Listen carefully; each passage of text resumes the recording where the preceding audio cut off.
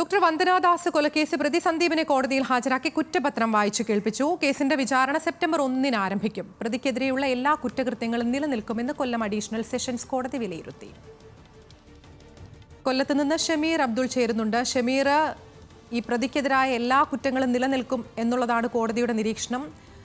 ഇനി തുടർ നടപടികൾ എങ്ങനെയായിരിക്കും? വിചാരണ അടക്കമുള്ള കാര്യങ്ങൾ എങ്ങനെയായിരിക്കും?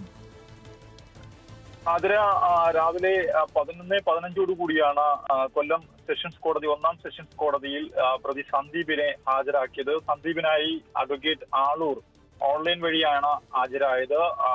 പ്രധാനമായും ഈ കേസിലെ കുറ്റപത്രം വായിപ്പിക്കുന്നത് വൈകിപ്പിക്കണം എന്നാണ് പ്രതിഭാഗം ആവശ്യപ്പെട്ടത്.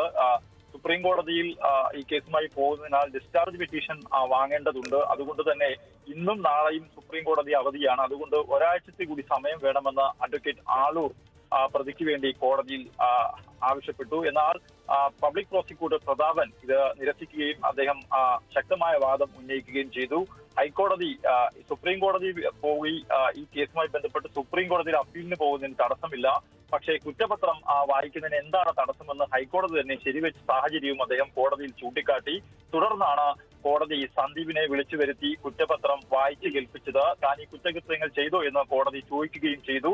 അപ്പോൾ അദ്ദേഹം കോടതിയോട് ആവശ്യപ്പെട്ടത് സുപ്രീം കോടതി പോയി ഡിസ്ചാർജ് പെറ്റീഷൻ ആവശ്യപ്പെടാൻ എനിക്ക് സമയം അനുവദിക്കണം എന്ന ഒറ്റ ആവശ്യം മാത്രമാണ് കോടതിക്ക് മുമ്പിൽ സന്ദീപ് ആവശ്യപ്പെട്ടത്. പിന്നീട് ഈ കേസിന്റെ ട്രയൽ 1-9, അതായത് സെപ്റ്റംബർ 1-ാം തീയതി, അന്ന് ഞായറാഴ്ചയായത് മൂലം 2-ാം തീയതി ആയിരിക്കും ഇത്തരത്തിൽ ഈ കേസിലെ ട്രയൽ ആരംഭിക്കുന്നത്. അതിനായുള്ള നടപടികളിലേക്ക് കടക്കും. എന്തായാലും വന്ദനയുടെ അച്ഛൻ കോടതിയിൽ ഹാജരായിരുന്നു.